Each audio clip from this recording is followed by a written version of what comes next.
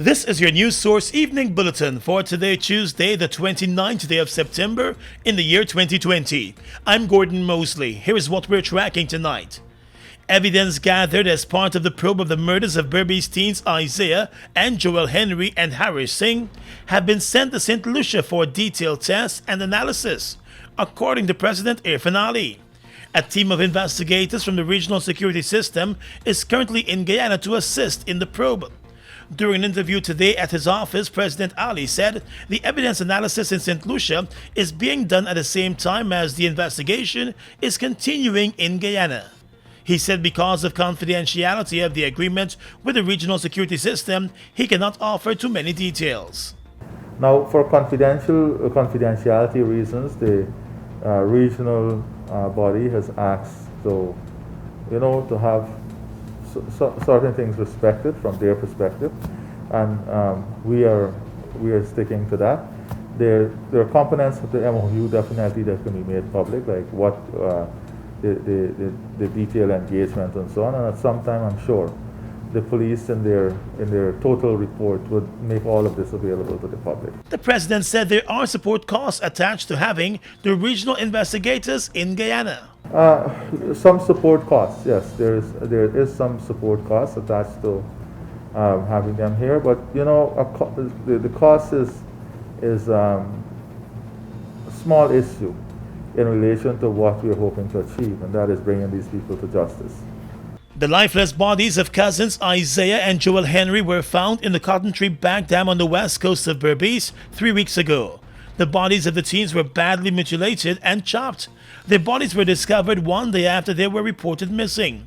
The gruesome murder of the teen cousins led to widespread protests across the West Berbice coast.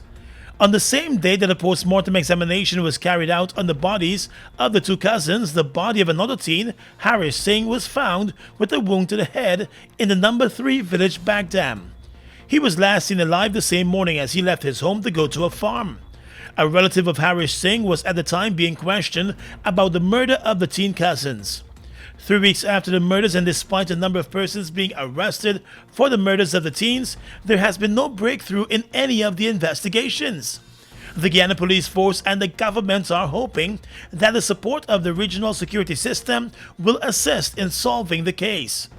President Ali said he wants justice to be served in the matter, and he would like to see the perpetrators face the courts for their crime. Initially, there was some constraints in getting quickly to the investigation, moving towards detailed investigation in a very quick manner because of the protests and what was taking place on the roads and so on. Notwithstanding that, I made a commitment that all the tools available, all the resources available must be utilized in bringing the perpetrators of these crimes to justice. More news coming up in just a moment. Mobil Special and all other Mobil lubricants are distributed by Salt Guyana Inc.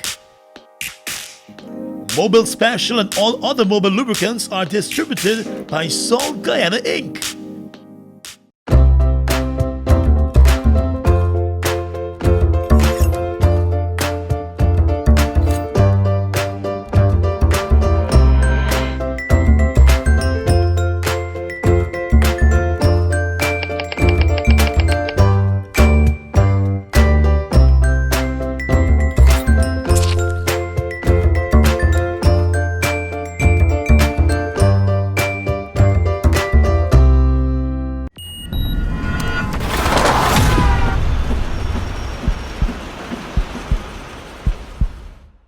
Isuzu D-Max, built to work. Whether it's mining, construction, agriculture, or just adventure, Isuzu D-Max does the job. Put it to the test. Isuzu D-Max, engineered to keep every promise. Marex is the authorized dealer for all Isuzu products. Marex, telephone 226-1482 and 226-1306. Falls, the official distributors of Castrol Marine, Mining and Power Gen lubricants in Guyana, now has in stock CRB engine oils, high-spin hydraulic oil, Vecton semi-synthetic truck oils, and Sultex cylinder oils. For the best prices, check our dealers countrywide or visit Falls Gas Station at Land of Canaan, East Bank, Demerara, or call the commercial manager on 608-4998. Castrol, it's more than just oil, it's liquid engineering. Been through it all. But as a people we have weathered every storm And risen to every challenge. Because it is the people of Guyana that gives it its strength. all the people, regardless of race, class, or religion. We are one people, one strength. And now is our time. A time to rise. Together, we rise.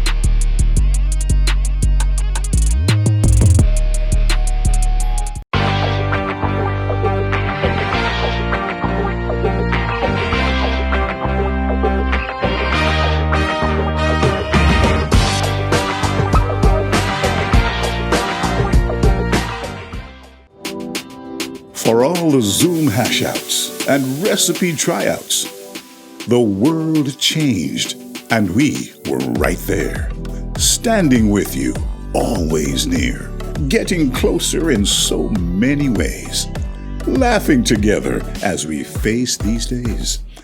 And because we are Caribbean, we've got a special insight that tells us there's no need to worry, world. We'll be all right. Mobil Special and all other Mobil lubricants are distributed by Sol Guyana Inc. Mobil Special and all other Mobil lubricants are distributed by Sol Guyana Inc. Welcome back. Nurses and other medical staff at the Georgetown Hospital have been warned by the hospital's Human Resources Department that they could face disciplinary action for abandonment of post because of their protest action. Earlier today and last Friday, over 150 nurses and other medical staff protested outside the hospital for better working conditions, improved risk allowance, and on-time salaries. In a letter to the nurses that was dispatched today, the hospital's Director of Human Resources said the protest was illegal since the nurses were on duty and abandoned their posts to be part of the protest action. The HR director said the move was a breach of the terms and conditions of employment, and any further action that results in another illegal protest will result in disciplinary action against the staff. The letter from the HR director today came on the heels of a statement from the Georgetown Hospital itself. That statement also accused the nurses of taking part in an illegal protest in breach of their terms of employment. The nurses are being supported by the Guyana Public Service Union. Acting GPSU General Secretary Kempton Alexander today said the nurses must be supported. Well, we will continue with our industrial action, and I want to reiterate that our action is legal, and the union is fully behind the nurses to ensure that we get what we deserve. Mr. Alexander also said the union will remain supportive of the nurses and other healthcare workers. This evening, the Ministry of Health has reported that 2 more persons have died from COVID-19 related illnesses. The 2 latest fatalities have been identified as a 77-year-old man and a 67-year-old woman, both from Region 4. The 2 latest deaths have taken the death toll from COVID-19 in Guyana to 80. In the first 4 months of the pandemic in Guyana, 20 deaths were recorded. In the past 2 months, 80 deaths have been recorded. The Ministry of Health revealed today that 59 new cases of coronavirus have been recorded in the country as of midnight last night. The 59 new cases have taken the total number of active cases to 1,110. Of the more than 1,100 active cases, 917 of those persons who tested positive are in home isolation, with 193 other active cases in a government facility. There are 12 persons in the COVID-19 ICU. Concern has been growing about the large number of persons being allowed to isolate at home after testing positive for coronavirus. Former Public Health Minister Valda Lawrence, in a recent interview, said she believes the home isolation of such a large number of positive cases is responsible for the surge and spread of the virus that Guyana is now seeing. She believes the Health Ministry ought to act to stem the spread by ensuring those who test positive are not allowed to return home to isolate, especially when adequate monitoring measures are not in place. The Health Ministry has been doing more widespread testing in the recent 2 months. The National Assembly met today and passed a number of budget measures without the help of the opposition.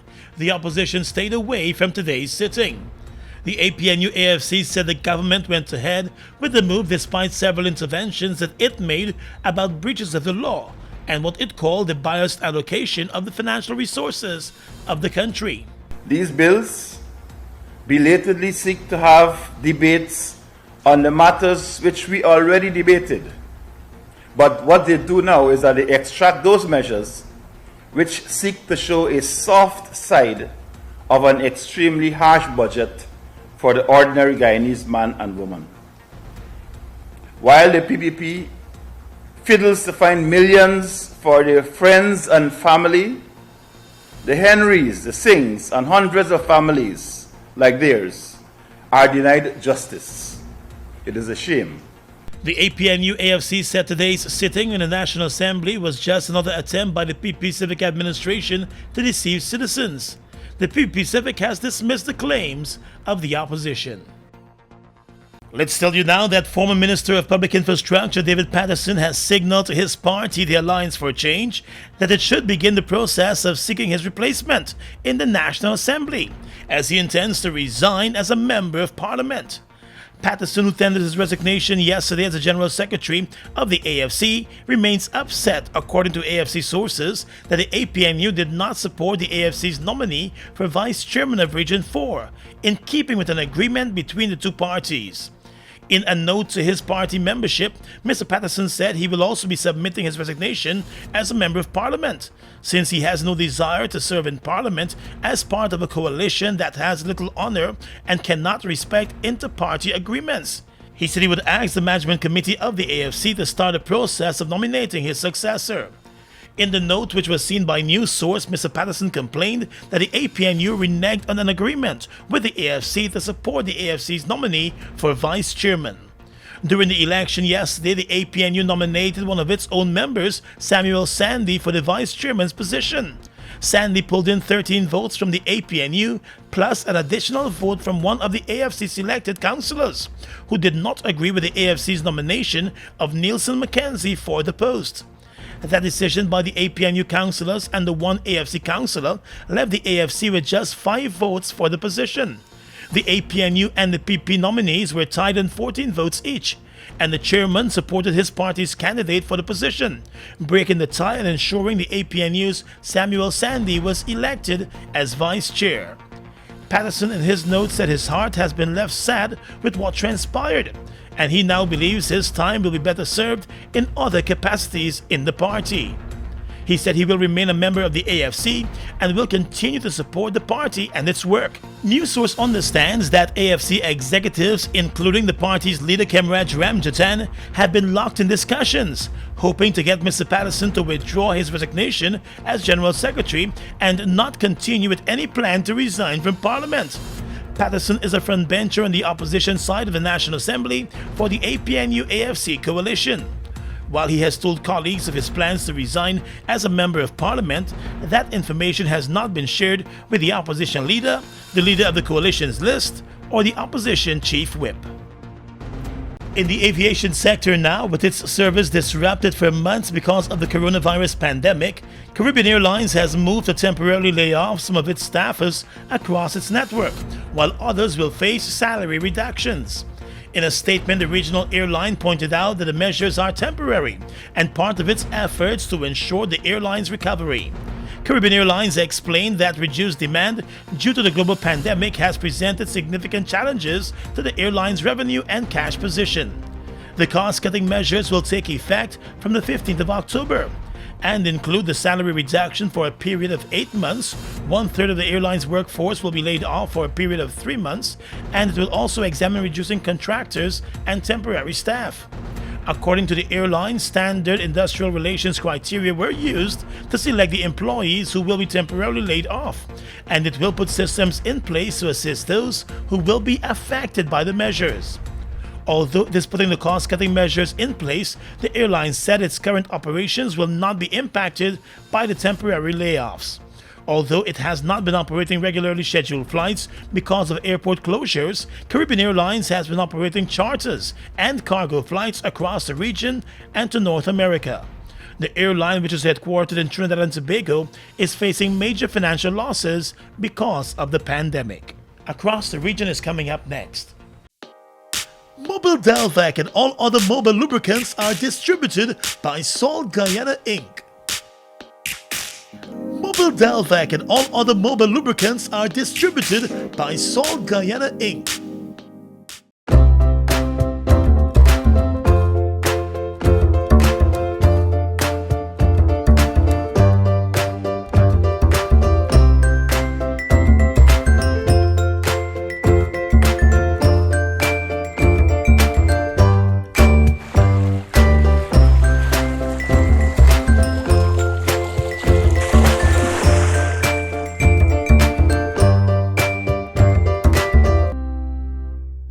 We all know a strong educational foundation is a key to successful learning.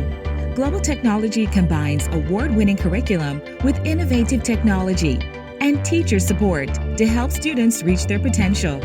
Our online platform creates an engaging learning experience. Using any device, you can be a part of amazing class discussions, collaborate with others, and have access to virtual learning software.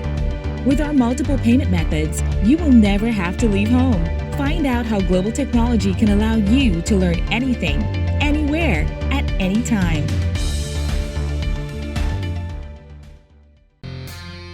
Falls, the official distributors of Castrol Marine, Mining and Power Gen lubricants in Guyana, now has in stock CRB engine oils, high-spin hydraulic oil, Vecton semi-synthetic truck oils, and Sultex cylinder oils. For the best prices, check our dealers countrywide or visit Falls Gas Station at Land of Canaan, East Bank, Demerara, or call the commercial manager on 608-4998. Castrol, it's more than just oil, it's liquid engineering. We are legions of men standing strong, but never too proud to stoop and help someone. We must send a clear signal to all. Do right. Walk in upright ways, knowing that's what being a man is all about. And ever aware that things will only get worse when good men do nothing. Stand strong. Be the one to live right. Mobile Delvac and all other mobile lubricants are distributed by Salt Guyana Inc. Mobile Delvac and all other mobile lubricants are distributed by Salt Guyana Inc. Across the region right now, the party done in Trinidad and Tobago. Prime Minister Dr. Keith Rowley says Carnival 2021 has been cancelled. The reason being the COVID-19 pandemic. Speaking in Trinidad and Tobago, the Prime Minister said it will be madness to stage what has been dubbed the greatest show on earth while the coronavirus remains. The Prime Minister said the decision to cancel Carnival 2021 will have serious economic effects, and some parts of the economy will lose, but by the same token, they cannot hope to gain on that swing and die merry-go-round issue. The Prime Minister said he sees no future for Carnival in Trinidad and Tobago next year, and he would like to put everyone on notice that unless there's some dramatic win that will change everything by Christmas, there will be no Carnival in Trinidad in 2021. In Nicaragua, the government of Nicaraguan President Daniel Ortega has proposed 2 pieces of legislation that would clamp down on news outlets and non-governmental organizations, which critics say is an attempt to control the opposition and the media. Lawmakers from Mr. Ortega's ruling party introduced a bill in the assembly that would make disseminating information that threatens the national security punishable by up to 4 years in prison. The proposed legislation sparked condemnation from journalism organizations and opposition activists. Opposition members also criticized the bill, saying it aimed to prevent the government's critics from receiving outside financing ahead of the next elections. And finally tonight, international news. The coronavirus pandemic has now claimed more than 1 million lives around the globe, according to the latest official death toll with more than 33 million cases. The grim milestone was passed in the early hours of this morning. In total, 1,555,000 persons have died, according to Johns Hopkins University, which calculates the totals from sources including governments. Since the first known cases emerged at the Wuhan wet market in December last year, the pattern of life has been drastically altered the world over. Within 6 months, COVID-19 had taken at least 500,000 lives and infected 10 million people. It has taken just half that time for the known death toll to double. The virus has now spread to 210 countries and territories, infecting at least 32 million people across the globe. And that's your News Source Evening Bulletin for tonight. I'm Gordon Mosley reporting.